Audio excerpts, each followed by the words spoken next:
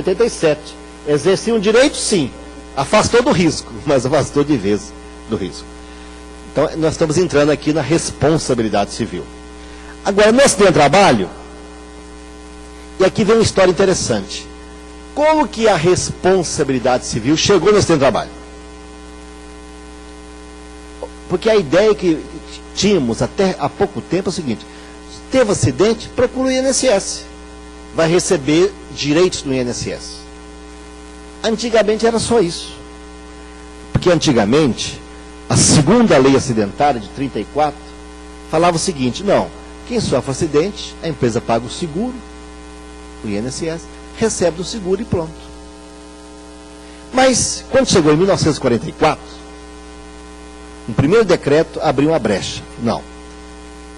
Quem sofreu um acidente vai receber lá do seguro. Antigamente, os IAPs daquela época, né? Vai receber do seguro. Mas, se o empregador tiver intenção, dolo, ele também indeniza. E ele recebe as duas coisas.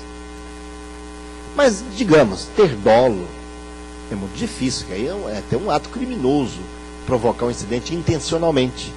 Aí os advogados começaram a invocar, olha, aqui, se não teve dolo, teve alguma coisa muito próxima de dolo. Porque deixar a pessoa sem equipamento, sem treinamento, mandar ele desligar lá a chave do poste, né, com a haste da piscina, né, isso é quase um dolo. Pelo menos uma culpa consciente, um dolo eventual. E debatendo isso no Supremo em 1963, 3 de dezembro de 63, o Supremo adotou uma súmula. Quem não é da área jurídica aqui, o que é a súmula? O Supremo está avisando para toda a sociedade, ó, toda vez que chegar um caso igual a esse aqui, eu vou aplicar essa súmula, a síntese, o resumo. Então, o que diz a súmula? A indenização acidentária, ou seja, aquela que o INSS paga, não exclui a do direito comum, ou seja, a do Código Civil, em caso de dolo ou culpa grave do empregador. Então, o Supremo avançou, não é só dolo. Se tiver culpa grave, também gera a indenização. Isso ficou assim a partir de 63, depois vieram outras leis e o assunto continuou dessa mesma maneira. Mas o grande passo nesse tópico ocorreu no ano de 88 com a Constituição. Por quê? Porque na tramitação da Constituinte nos anos 87 e 88, os estudos preliminares resolveram avançar nessa área. E desde a Comissão da Ordem Social foi levando essa redação. Seguro contra acidente de trabalho a cargo do empregador, sem excluir a indenização que o empregador está obrigado quando incorrer em dolo ou culpa. Estava indo tudo bem, até que, na época, quando já estava na comissão de sistematização, veio o movimento mais conservador da época, o Centrão, e cortou essa parte aqui, ó. Cortou essa parte. No último momento, numa emenda de plenário, do deputado de Ribeirão Preto, Arnaldo Seixas, acho que é isso, ele apresentou uma emenda para restabelecer a redação, e o deputado Antônio Carlos Mendes Tame fez um discurso da tribuna emotivo. Faço um apelo a todos constituintes, independentemente de posição ideológica, dizia ele. Se cortar uma árvore da cadeia da indenização, lesar o meio ambiente, eu quero pedir muito pouco. Se o empregado sofrer acidente por culpa do empregador, que ele também indenize. E comentou, até transcrevi no livro esse discurso dele, que eu achei interessante. Então, por 389 votos a favor, apenas 2 contra e 5 abstenções, o plenário restabeleceu a redação. Por um triz, isso não vinha. E esta redação da Constituição, do artigo 7º, é que estabelece a indenização independentemente do que paga o INSS. Está na Constituição, cláusula pétrea da Constituição. Por isso, quando sofre acidente, recebe do INSS, é o seguro, e recebe do patrão. E mais, se vocês verificarem na redação anterior, falava no caso de culpa grave. E agora, na redação da Constituição, fala no caso de culpa. não qualificou se é grave, leve ou levíssima. Por princípio de interpretação, de hermenêutica, quando o texto abrange o gênero, todas as espécies estão contempladas. Então, atualmente, pela Constituição, o acidente causado por culpa do empregador de qualquer grau enseja indenização para a vítima. Mas a questão ainda avançou um pouco mais. Por que avançou um pouco mais? Porque ainda dependia da culpa. E essa ideia de o culpado paga, desde que 3 séculos antes de Cristo, um cidadão romano chamado Aquílios propôs um plebiscito, o culpado indeniza, e foi aprovado, chamada responsabilidade aquiliana. Desde essa época, há mais de 2 milênios, o pensamento é que o culpado indeniza. Então, para caber indenização nessa visão tradicional, é preciso ter o dano, o nexo causal e a culpa. Muito bem. Só que isso começou a não atender mais às demandas da modernidade. A revolução tecnológica, explosão da população, perigos anônimos difusos e cada vez mais veloz o ambiente de trabalho, revolução da produtividade, tarefas mais complexas, é difícil saber onde está a culpa. E o trabalhador ficou onerado, que é chamada de provar essa culpa, uma prova diabólica. Como que vai provar a culpa se aconteceu em fração de segundo, enquanto estava operando o equipamento? Acabava, muitas vezes, culminando aquela ideia. O reclamante não desincumbiu do seu ônus da prova, não havendo prova do ato ilícito do empregador, julga improcedente a demanda. Isso começou a incomodar os meios jurídicos. Em razão disso, eles começaram a falar, olha, essa nossa responsabilidade civil baseada na culpa já não atende mais. E aí começaram o seguinte, vamos fazer uma divisão dessa responsabilidade civil? Tudo bem, essa então é baseada na culpa. Vamos chamá-la de subjetiva, porque depende do comportamento do sujeito, ele tem que ter uma imprudência, imperícia, negligência, depende do comportamento dele. Mas vamos fazer uma divisão para atender a situação moderna. Vamos dividir essa responsabilidade civil conforme a sua natureza. Vamos chamar, sim, esta aqui de subjetiva, porque esta responsabilidade subjetiva é baseada na culpa. Mas vamos criar uma segunda, porque está acontecendo muito acidente, por exemplo, da construção civil. Quem trabalha lá sofre mais acidente que quem trabalha no comércio. Sim. Então existe como se fosse uma culpa implícita, inerente. Então desenvolver uma outra teoria, criando a responsabilidade objetiva. Ou seja, independe do comportamento do sujeito. O mero objeto, o dano, e o fundamento dele é o risco da atividade. Olha, aquela atividade é de risco, então objetivamente cabe indenização, independentemente de provar culpa. Foi aí que surgiu na França, então, esse movimento de dividir a responsabilidade em 2 vertentes. Uma subjetiva, baseada na culpa, e outra objetiva, baseada no mero risco. Com isso, quando nós consagramos a teoria objetiva, basta ter o dano e o nexo causal. Não precisa ter comprovado a culpa, porque a culpa está como se fosse implícita naquela atividade. E isso foi desenvolvendo e chegou no Brasil em 2002. Porque o Código Civil atual de 2002 diz assim, e aqui foi novidade, haverá a obrigação de reparar o dano, independentemente de culpa, nos casos especificados em lei, o direito ambiental, por exemplo, Código de Defesa do Consumidor, mas acrescentou isso aqui, ó. Ou então, quando a atividade normalmente desenvolvida pelo autor do dano implicar, por sua natureza, riscos para os direitos de outrem. E aí foi aquela perplexidade, que isso aqui não é só para acidente de trabalho, não, qualquer tipo de dano. Mas então, cabe indenizar independentemente de culpa? Qualquer dano será indenizável? E aí veio a grande discussão inicial. Porque, primeira reação dos civilistas, não, isso não cabe no acidente de trabalho. Porque a Constituição nossa é muito clara, a Constituição fala, diz lá o artigo 7º, só cabe indenização no caso de dolo ou culpa. Como o Código Civil é uma lei ordinária inferior à Constituição, não poderia revogar a Constituição. Diz a doutrina nesse sentido. Dessa primeira corrente, da qual eu discordo. Imagina, por exemplo, numa obra de construção civil. Está subindo o elevador da obra, o engenheiro que tem lá a RT vai lá uma vez por semana, ele é um autônomo. Um estagiário e um mestre de obra. Os três subindo o elevador vem a cair. O engenheiro, por ser autônomo. O estagiário, por não ser seletista, teriam a indenização pela teoria do risco. O mestre de obra, pelo simples azar de ter carteira assinada, ficaria fora? Não tem sentido. Por isso que está prevalecendo, e eu defendo a segunda corrente, que diz o seguinte: são direitos do trabalhador, mas está aqui, além de outros.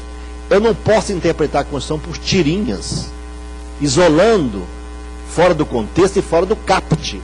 É claro que aqui fala dolo ou culpa, mas o caput, a cabeça do artigo, fala que pode ter outros direitos que visa a melhoria da condição social do trabalhador. É a tese que está prevalecendo. Mas aí vem a dúvida: como é que eu vou interpretar esse artigo? Haverá obrigação para o dano? Aqui tem muitas condicionantes. Quando a atividade normalmente desenvolvida implicar por sua natureza risco para os direitos de outrem. Aí vem aquela dúvida: mas então tudo tem risco, então tudo gera indenização. Também não está dizendo isso o dispositivo. Se eu quiser ideologicamente defender isso, é uma coisa. Agora, como profissional da ciência jurídica, eu preciso interpretar a extensão do que está na lei. E aqui fala: só caberá indenização sem culpa quando a atividade, por sua natureza, implicar risco. Certamente há aquelas atividades que, por sua natureza, não implicam um risco tão acentuado. Essa é a grande discussão no momento. Qual atividade de risco que gera indenização, independentemente de culpa, e qual atividade que não gera a indenização? Essa é a grande questão. O que é atividade de risco que gera indenização? Muitos estão invocando o Código Civil da Itália. É pertinente, mas tem que tomar cuidado. Porque o Código Civil da Itália fala: aquele que ocasiona dano a outrem no exercício de uma atividade perigosa pela sua natureza, ou pela natureza dos bens empregados, fica obrigado à indenização se não provar que adotou todas as medidas idôneas para evitar o dano. Então, eu não posso fazer essa mera comparação sem algumas adequações, porque essa previsão, primeiro, que ela é de 1943. Segundo, ela fala em atividade perigosa. O nosso fala atividade de risco. Não necessita nem... Claro que a perigosa está abrangida, mas a nossa foi mais além. Se outros invocam também o Código Civil do México. O Código Civil do México fala atividade também perigosa, ou então pela sua natureza, energia elétrica ou outras causas análogas. É importante mencionar que no Código Civil da Itália, para a época, foi um grande avanço, porque lá falava: indeniza se não provar que adotou todas as medidas idôneas para evitar o dano. Já foi um grande avanço para a época. Se não provasse que adotou todas as medidas cabíveis para evitar o dano, indenizava. Mas o nosso foi mais além. O de Portugal também fala atividade perigosa, é muito parecido. Mas o nosso foi mais além, o nosso código. O nosso código fala teoria, atividade que implica risco. Houve até, diz o Miguel Reale, uma proposta de emenda nesse dispositivo, colocando o seguinte: salvo se comprovado o emprego de medida de prevenção tecnicamente adequada. A comissão rejeitou a emenda. Falou: não, estamos consagrando a teoria do risco e não vamos colocar aqui um resquício da teoria da culpa. Então o nosso código, já do século XXI, foi além. E para nós, a atividade perigosa, diz a CLT, no artigo 93, é aquela atividade que implica risco acentuado, artigo 193. Risco acentuado, não necessita ser uma atividade estritamente perigosa, como é o inflamável, energia elétrica, o explosivo, não. É atividade que tem um risco acentuado. A própria NR 26 aponta nesse sentido: perigo alto, risco, cuidado, risco médio, atenção, risco leve. Então, como a lei mencionou atividade de risco, ficou a dúvida. Qual o risco que gera indenização, qual que não gera? E aí nós estamos socorrendo muito do enunciado, que foi aprovado numa jornada em Brasília, 38. Ele diz que cabe essa responsabilidade fundada no risco, lá do 1927, quando a atividade desenvolvida, no caso aqui, no nosso caso, a empresa, causaram a uma pessoa determinada um ônus maior do que os demais membros da coletividade. Todo mundo corre risco. Viver é perigoso. Mas qual o risco que vai gerar indenização? Aí veio essa ideia do risco criado. Aqui existe uma média que todo mundo está exposto a um risco. Se o seu emprego colocar num risco acima da média, aquela atividade vai gerar indenização, mesmo sem culpa. Parênteses. Isso não quer dizer que um bom advogado não deve analisar a culpa. Ele deve analisar a culpa sempre. Até porque está instruindo o processo para o primeiro grau, segundo grau, o TST julgar. Se tiver a culpa, a indenização é induvidável, induvidosa.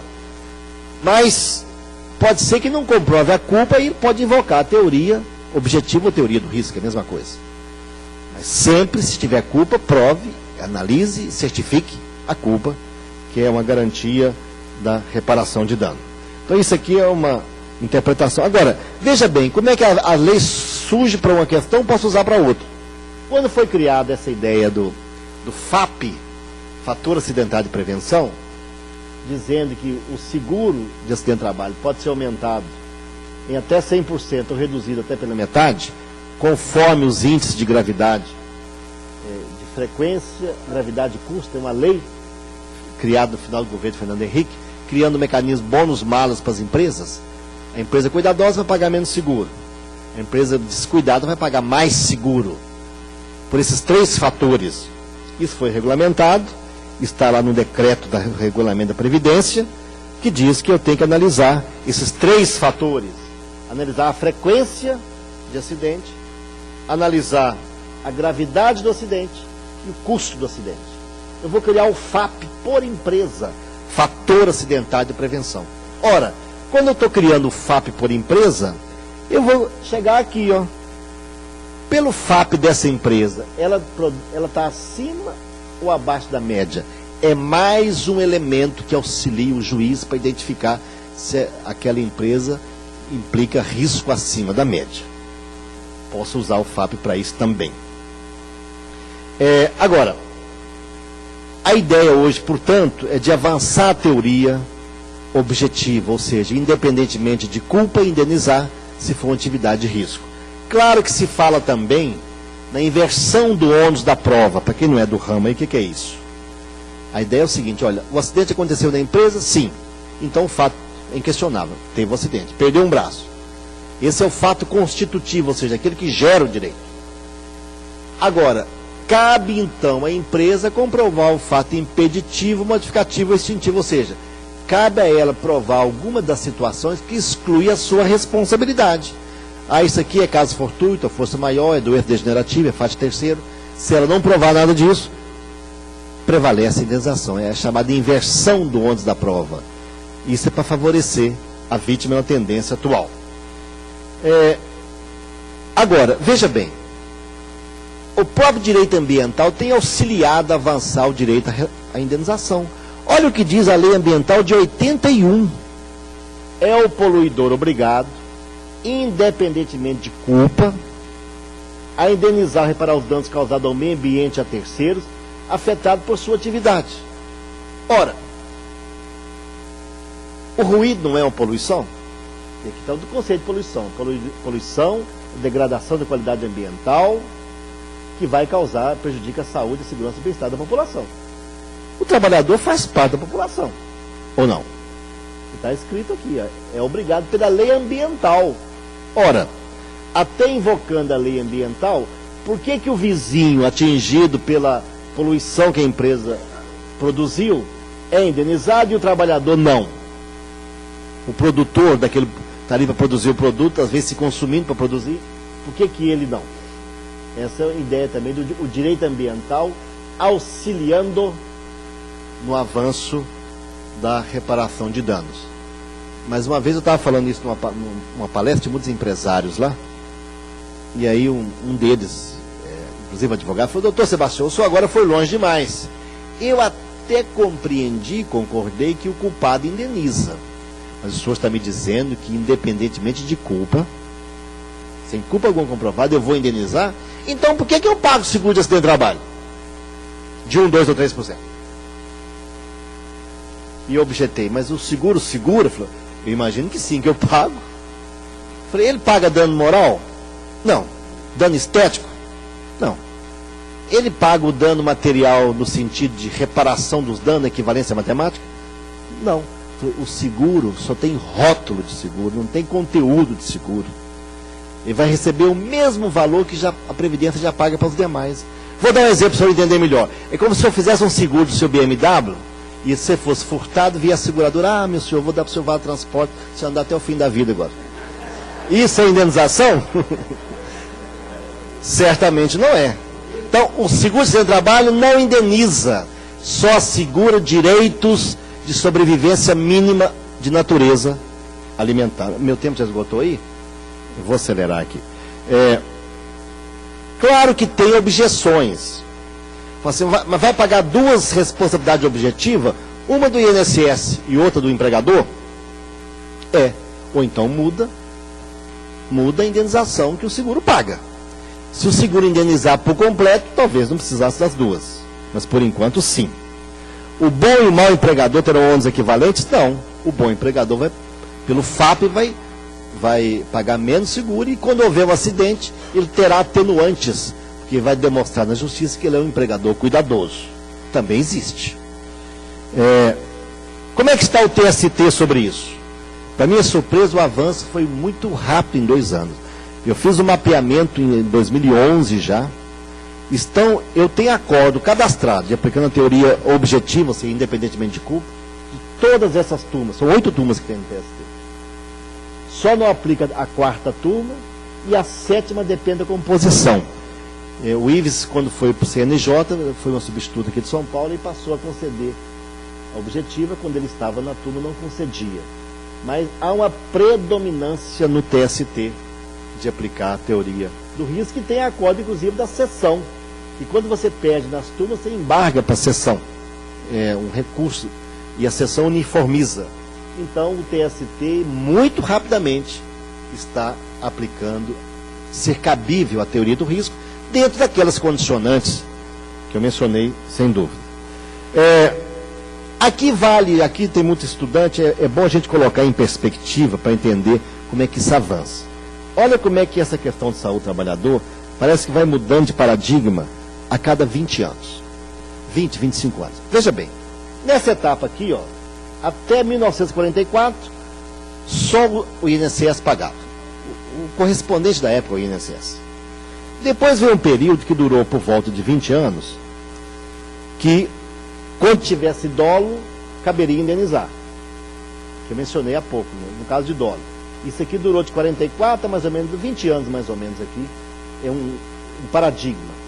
Se o patrão tiver dolo, indeniza. Veio depois um segundo estágio. Se ele tiver dolo ou culpa grave, isso durou de 63, aqui uns 25 anos, até vir a Constituição. É a aplicação da sub 229. Se tiver dolo ou culpa grave, indeniza. Veja que está sempre caminhando para favorecer a vítima. Depois vem um quarto estágio, que a Constituição não exige mais culpa grave. Ela fala dolo ou culpa de qualquer grau. Leve, levíssima ou grave. Esse paradigma durou de 88 e ele está aí mais ou menos até hoje sendo discutido. Sem dúvida, até aqui não tem dúvida alguma que aplica mais. Vem o quinto paradigma, que estamos vivenciando ele. Cabe indenização no caso de dolo, culpa ou risco da atividade. O mero risco gerando acidente gera indenização independentemente de culpa. É o estágio que nós estamos discutindo. E já se esboça no horizonte uma sexta etapa. Tem até um livro interessante aqui da Giselda Hironaka, né, professora aqui em São Paulo, é da USP, né? E ela fala responsabilidade pressuposta. e já se discute isso, uma responsabilidade automática. Nós não vivemos em sociedade, não desfrutamos do conforto da civilização, nós não podemos abandonar quem colaborou para o conforto da civilização à sua própria sorte. Mas aí pode se perguntar, mas quem vai indenizar isso? Cresce a ideia da securitização da atividade privada. Fazer seguro para tudo. Viver é perigoso? Sim. Então, ter carro é perigoso? Sim. Mas quem tem carro faz um seguro, que aí, olha, eu não dou conta de pagar o prejuízo, mas o seguro eu pago. Então a vítima fica amparada. Essa etapa nós já caminhamos com certeza até aqui, estamos nesse momento discutindo esse estágio e já se esboça no horizonte, aliás, um belo horizonte, esse 6º estágio aqui. Um 6º estágio pela frente. Então são caminhos como que está evoluindo essa situação do acidente do trabalho. Naturalmente, eu não tratei das indenizações, que parece que a ideia era abordar isso como foi pedido, mas se for o caso, nas perguntas podemos trabalhar para gerar indenização. Então tem dano, nexo causal, quando aplica a objetiva basta ter o 1 e o 2. E quando tem culpa, aí não há dúvida alguma que cabe a indenização. São danos materiais, danos morais e danos estéticos, ou até perda de uma chance. São tipo de dano que hoje são indenizados na justiça. Já passei meu tempo, agradeço muito a atenção.